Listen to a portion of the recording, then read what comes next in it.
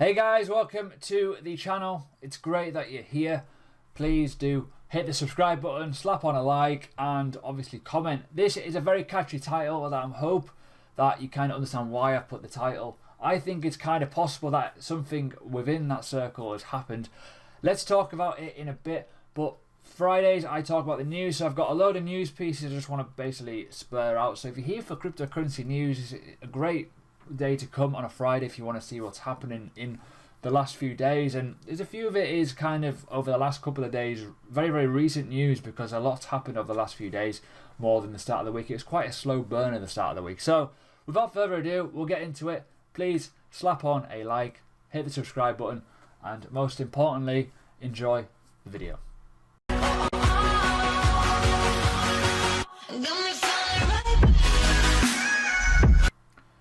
Right, so let's start off with this one.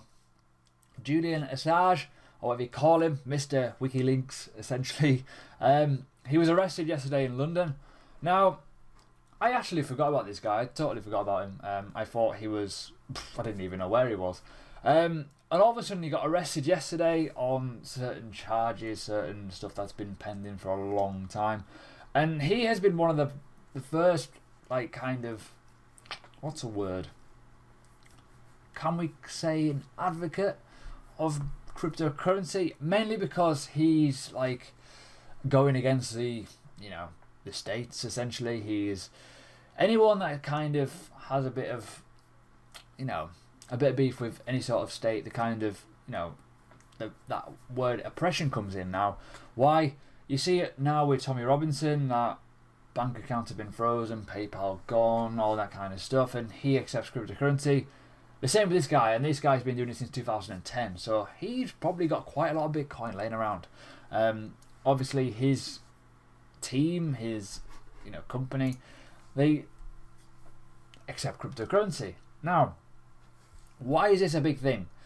This legal battle is going to be fucking astronomical. This is going to be very expensive, very large sums of money, and with him having accepted Bitcoin for a long time, it's going to matter.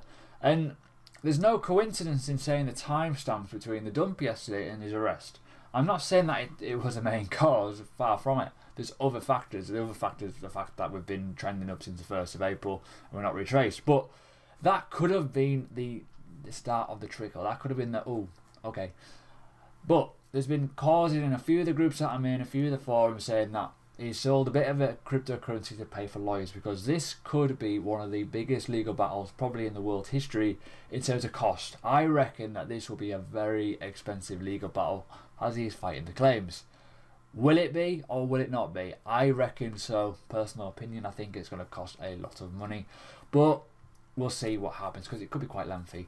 Anyways, enough of that. That's pretty, random.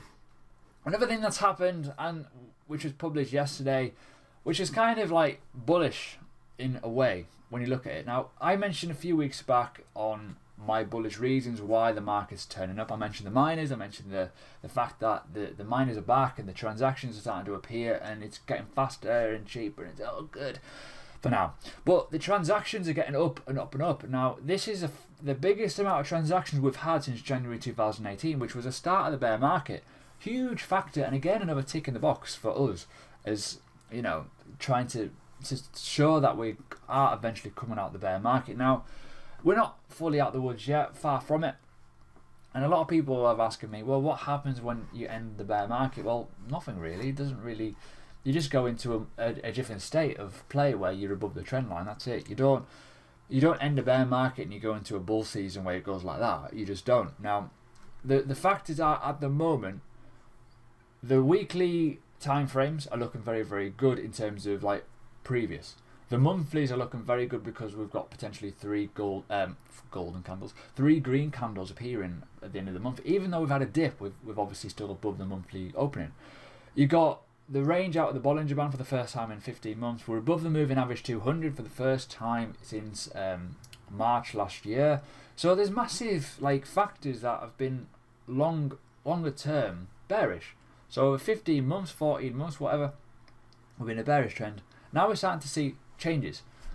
No coincidence in saying that this is the bear market, and we're finally, increasing. finally. Now, doesn't say that we are, doesn't say we will, but these are big factors. We could slam tomorrow, but we may not. There's always options, but there's more room for the fundamentals to kick in now. There's more volume, there's more trends appearing, there's more certain elements that is good. Exposure, people talking, there's, factors, technical analysis essentially. So it helps a lot. But that doesn't mean we're going to go to 50k tomorrow. Far from it. We could sit here for fucking ages and then eventually trickle up. It just means that we're more long term going to go up than down, technically speaking. Unless we fail from support and we go down. You've got to hold support. Fundamentals. Another reason why this is a very, very clickbaity article, you can tell. Very, very expertorial knowledge in the market, in trading, essentially. And this guy here, Peter Brand, reckons that we are going to go into a parabolic cycle again. Right. Now, this doesn't mean that we're going to grow to fucking 50k in tomorrow's market. This could mean a gradual wave up. Now, the way I look at the crypto market, and you look at the log scale on the monthly essentially, or even the yearly, you can see that there's a cycle appearing. What does it mean? It means that we could have had a very big impulse wave going up, and we could have had the retracement wave going down, and we could be starting the next wave up in the next couple of months. Certainly when you factor in the halvings of the Litecoin and Bitcoin, they're going to matter because of supply and demand scarcity, and if a bit of mass adoption news comes out and people start to get interested in the use of cryptocurrency and buying it because it is easier, more accessible to use. I'm going to talk about that at the end, about accessible, because something's happened recently that's making it even more accessible, certainly in the UK. But for me, as an investor, I don't think we are anywhere near the maximum capability of the whole market. Now, not so much Bitcoin, but the whole market. I think next time, more coins will go up higher in relation to Bitcoin. I think the Bitcoin dominance will drop significantly in the next bull run because, yes, it's still going to be the lead kingpin essentially for a while, the store of value. But if you see, for example, a 20k Bitcoin, but you're starting to see like the gap appearing where it's a lot closer in the altcoins, it's going to be a bigger market cap anyways of the whole market. It doesn't matter what Bitcoin does. It matters about your investments. Now, personally speaking, Bitcoin at the minute still leads the way. It always probably will for the next couple of years, but that could change. It could. There's no impossible answer to say it's not going to change. So just be careful of what you're saying about Bitcoin. Like, people go, oh, it's going to go to 100k. It might, but it might not. It might just go to 20k and sit there. It may just sit there. Be a fantastic sort of value if it just stays at 20k and you've held from 1,000, for example. It would be. It'd be amazing. But the likes of Ethereum could well become a $5,000 coin. It could. It could not as well. But that would be a massive difference in terms of the bull run of 2017. So for me, as a technical kind of guy in the fundamentals, I want Bitcoin more than ever to be a store of value. I want it to go to fucking 50k and stay there. I do. I don't want to be in this fucking up and down. You got to look at gold and look at how different the movements are within it. It matters a lot. So, for me, I think $50,000 is a big reach, but I don't think it's impossible. I think we've got a lot more barriers to break before that. I think the parabolic stage of last bull run was a massive indication that it could happen again. But will it go above 20k? That is the ultimate question. So don't get too excited. But I do think overall, when you look at the market cap, I think that's more important. I think we'll probably see a $1 trillion market cap in the next bull run. Personally speaking, I think all the other altcoins will rise up with it because the developments are better. They are better structured now. They've had the test of time, more trust, and people know how to physically with their phone buy cryptocurrency better, easier, and faster. That's my personal opinion on it. So don't go too far into it. Let's look at Google Trends. I've just kind of briefly touched on it, that the trends are getting bigger. XRP surpassing Ethereum. This is probably going to be very, very likely, I think, personal opinion. I think there's more media coverage around XRP than there is Ethereum. I think there's still a lot of like closet buyers of XRP. I think, I don't think people want to be associated with it due to its centralization. and the community are a bit wankers. The wankers, the community are. But with Ethereum, it's more wider known and stuff like that, but it doesn't get as much love from the media, I don't think. I personally don't think. I think XRP always appears. If you go on Crypto Panic or the aggregator websites, you see XRP all the fucking time. Ethereum, you don't. Not all the time. You certainly don't. So, during the fork, you did. But right now, it's like, Ethereum? Anyone? No? It just doesn't happen. So, for me, trends, I think, matters a lot. I think a lot of people are very bullish on XRP because they mention the word banks, they mention the word the centralized system. If it breaks into that centralized system and adapts and enhances banking, it's going to create a bit of a trend. It's going to create people's interest, and people will want to invest in that. Personal opinion, not financial fact.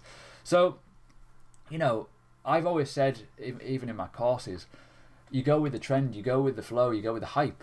And if there's hype with XRP, you're going to buy it. Now, if you buy it at the right time, you're going to make money. If you buy it at the wrong time, you're going to lose a lot of money with XRP, I think. So I've been in XRP for a while now, just sitting there, just waiting.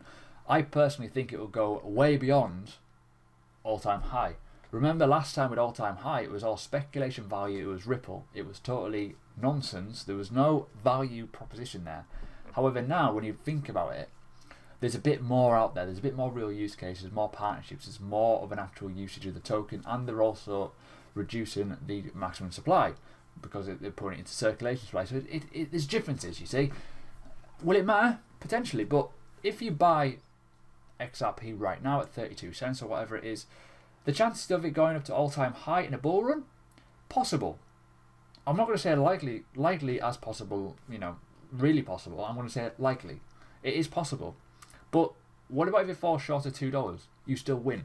So do not be the guy that FOMOs into XRP because it's gone over $1. Do not touch it when it's like that. Just leave it. Just find something else. Buy an alternative. Top tip. Always buy an alternative. Do not go for the one that's mooning. Yes, it could moon to $10. You may miss out. But also it could go from $1 down to fucking 50 cents in a matter of a minute. It is a very, very stupid coin. Harvard. Let's have a look at this. Now, why am I saying Harvard? They've actually bought cryptocurrency. It's pretty cool. So they have basically funded a project, a blockchain startup, Blockstack, pretty cool name, enabling the company to raise $48 million. Not bad. So what does this mean? This is a very big centralized system, a very centralized education, authority essentially. Harvard, it's very renowned. And the fact that they've bought in and invested in a blockchain startup is kind of a big deal in a way. When you think about it, you think 5 years ago, would you mention Harvard and blockchain? You probably wouldn't. But this is mega news for the future. Not so much for now, for the future. Like where the direction pins are going, where they're facing. Let's go that way. Why is it different? You've got centralized education systems, you've got decentralized education systems. They matter.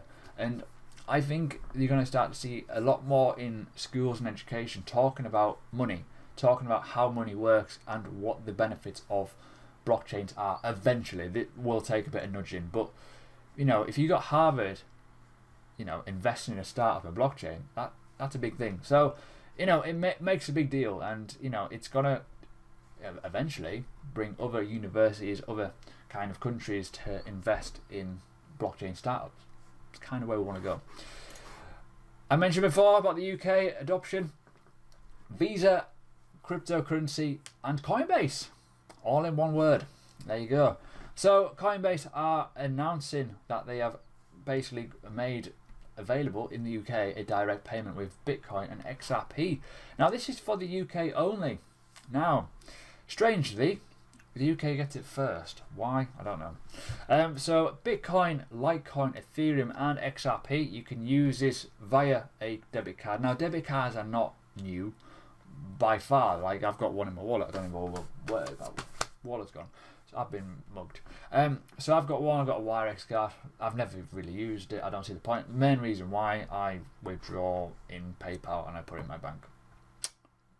Sols. It's free. Fuck it. Why not? I'll use it.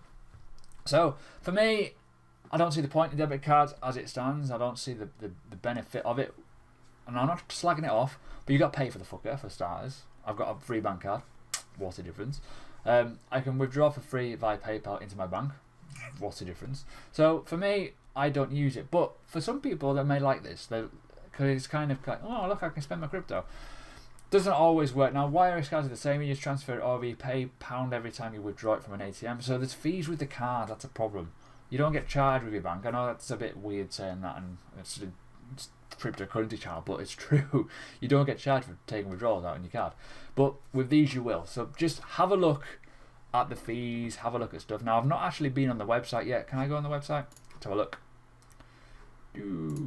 That's just a fuck me. What is that? Hold on. Have I got a link I can use? No. Hold on. Let's see if I can get on the card website. There we go. Let's have a look. Spend crypto anywhere. Well, obviously. I want to see the fees. I've not looked yet. There is no fees. Where are the fees? Ah, hello. Right, so you can do it for free on probably digital. So, let's have a look. £4.95 for the card. Fuck me. Up to £200 per month is free. Oh, 1% of the value ATM over £200. Okay, 2%. Fucking hell. 2% in international company, international waters. International fees 20. Charge by process £20. Liquidation fee. Okay, so it's not that bad, but it's, you know, it's extra fees you got to consider. Anyways, last thing is Game of Thrones, VeChain. Now, VeChain's NFC chips are pretty cool. If you've ever used the app, it's pretty awesome. Basically, certain brands have a little chip to state whether they are legitimate products. They've got a brand kind of designer for Game of Thrones. This was actually run on the HBO Twitter channel as an advert, and VeChain were featured on it, so it's pretty cool. So these are bespoke designed Adidas trainers that have got the VeChain chips within them, and they're all about the Game of Thrones launch, so it's pretty good. Brand awareness is huge for VeChain and also Game of Thrones because it's coming out very soon. So will we see a spike in VeChain? Potentially. There's a summit on the 18th of April in San Francisco, and it all kind of ties up with the launch of Game of Thrones, weirdly, and also these trainers. So it's interesting. So be aware of that.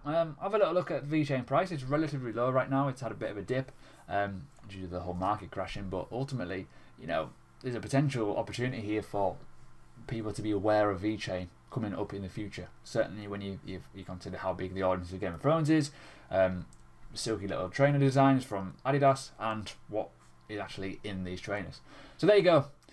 That is today's video sorted. So it's been a good week. Thank you all for joining and fucking commenting, liking, and all kind of cool stuff. I know I rabble on a bit, but you know, keep it going, and it's awesome. And I'll see you on Monday. Don't forget to slap on a like, please. It's, you know, it fills me with nice and confidence. It's awesome.